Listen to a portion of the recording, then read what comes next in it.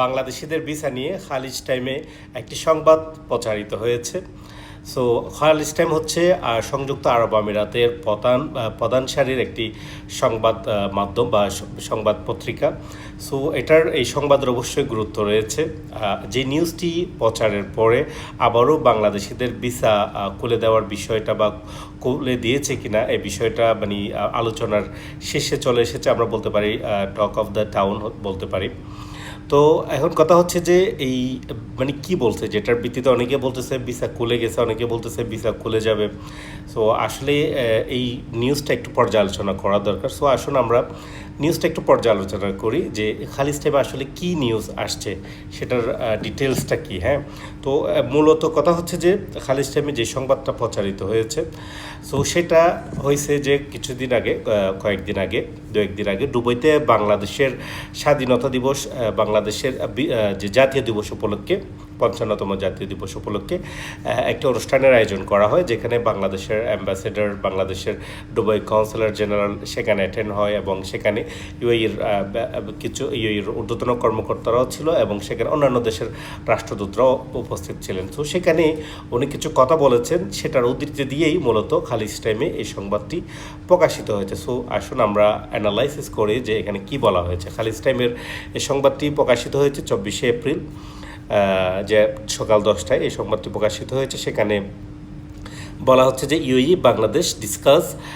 ইজিং of visas says consul general, মানে বাংলাদেশ এবং UAE তারা উভয়ে যে ভিসা সহজীকরণের জন্য মানে আলোচনা করতেছে, এই কথাটা বলেছেন বাংলাদেশের কনসুল জেনারেল। যে এর পরবর্তীতে সাব হেডলাইন করা হয়েছে এই সংবাদটিতে, সেটা হচ্ছে you want to see Bangladesh become a part of UAE's success story, the official said. যে বাংলাদেশের কনসুল জেনারেল উনি বলেছেন, আমরা চাই বাংলাদেশ যে আরব আমিরাতের যে সফলতা, তাদের যে ক্রমবর্ধমান সফলতা, সেটার একটা ইতিহাসের একটা অংশ আমরা বাংলাদেশিরা হতে চাই। এরপরে ডিটেলস সংবাদে সেখানে বলা হয়েছে যে Bangladesh and UAE are discussing easing of visas for the South Asian nationals as a senior official said, যেখানে বাংলাদেশের হাই অফিসিয়াল এবং সংযুক্ত আরব আমিরাতের অফিসিয়ালরা তারা ভিসা সহজীকরণের ব্যাপারে আলোচনা করতেছে। যে আমরা যে সাউথ এশিয়ান, যে দক্ষিণ এশিয়ার দেশ আমরা বাংলাদেশ, সো আমাদের ভিসা সহজীকরণ নিয়ে সেখানে আলোচনা করা হচ্ছে।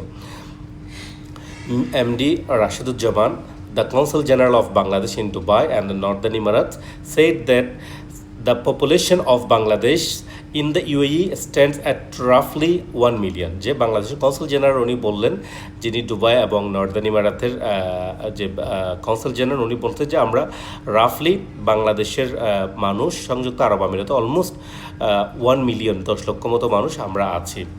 সো এটা দীর্ঘদিন ধরে remaining stable and has not increase due to complication in ভিসাস, এবং দীর্ঘদিন ধরে ওটা এক জায়গাতেই আছে, সেটার কোনো বৃদ্ধি হয় না। তার কারণ হচ্ছে দীর্ঘদিন ধরে আমরা ভিসা জটিলতায় আছি বা আমাদের ভিসা বন্ধ থাকার কারণে সেই সংখ্যাটা আর ইনক্রিজ হয়নি বা বাড়েনি।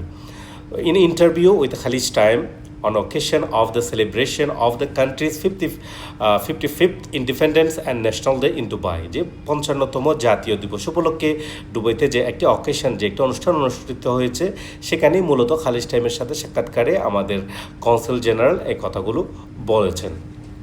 অ্যান্ড হি সেড, উনি আরও বলেছেন, they are in discussion to ease visas for Bangladeshi with the UAE government, যে বাংলাদেশ সের যে রাষ্ট্রদূত তারা এখানে আছে, তারা ইউএই সরকারের সাথে এটা ডিসকাশনে আছে যাতে আমাদের ভিসাকে সহজীকরণ করা হয়। এটা হচ্ছে এক্স্যাক্টলি যেটা সংবাদে প্রচারিত হয়েছে।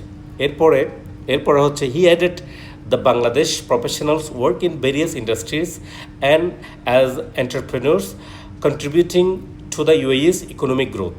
যে এরপরে উনি আরেকটা কথা অ্যাড করছেন, সেটা হচ্ছে আমাদের বাংলাদেশের অনেক প্রফেশনাল, আমরা যাদেরকে বলতে পারি দক্ষ এবং স্কিল মানুষ, যারা কর্মী এখানে ইউএইর বিভিন্ন সেক্টরে, বিভিন্ন ইন্ডাস্ট্রিতে, বিভিন্ন জায়গায় আমরা কাজ করতেছি, এবং আমাদের দেশের অনেক উদ্যোক্তা আছে, অনেক ব্যবসায়ীরা আছে, এন্টারপ্রেনিয়ররা আছে, যারা ইউএইর যে ইকোনমিক গ্রোথে অবদান রাখতেছে। We want to see Bangladesh national become a part of UAE success story, যে আমরা বাংলাদেশিরা আরব আমিরাতের যে ক্রমবর্ধমান অর্থনৈতিক উন্নতি এর একটি অংশ হতে চাই, এর একটি যে ইতিহাস, সেটার একটা আমরা অংশ হতে চাই।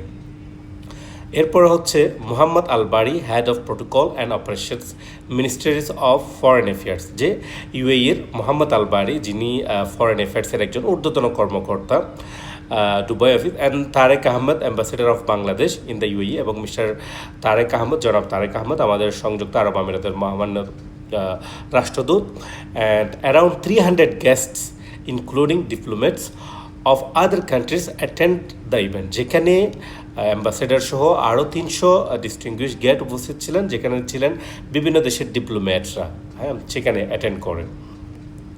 এবং সেখানে তিনি আরও কিছু বিষয় বলেছেন, যে এক্সপেন্ডিং কনসুলার সার্ভিসেস, যে আমাদের দেশের কনসাল সার্ভিস বিভিন্ন জায়গায় আমরা সেবা দিচ্ছি, সেই বিষয়গুলো নিয়ে কিন্তু উনি আলাপ আলোচনা করেছেন। সো এটাই হচ্ছে যে মূলত মানে নিউজ। এর বাইরেও আরও অনেক কিছু বিষয় উনি এখানে আলোকপাত করেছেন, যে আমরা ভবিষ্যতে আরব আমিরাতের সাথে ব্যবসা করতে চাই, যে consul general reveal that the UAE and Bangladesh have begun comprehensive economic partnership agreement, যে আমরা একটি কম্প্রিহেন্সিভ বিজনেস পার্টনারশিপ হতে চাই, যে আরব আমিরাতের সাথে, দুবাইয়ের সাথে বাংলাদেশ। সো এই বিষয়ে অনেক কথা বলেছেন, সেগুলো ভিসা সংক্রান্ত নয়, বাট এই বিষয়গুলো হয়তো ভিসার ক্ষেত্রে সহযোগিতা করবে। সো আমরা অফিসিয়ালি এটা বলতে পারি যে কথাগুলো যদিও বা বাংলাদেশের কনসাল জেনারেলের, বাট যেহেতু সেটা খালিজ টাইমের মতো একটা প্রভাবশালী পত্রিকায় প্রকাশ করা হয়েছে, তার মানে হচ্ছে এখানে অবশ্যই সরকারের, এই দেশের সরকারের গ্রিন লাইট রয়েছে।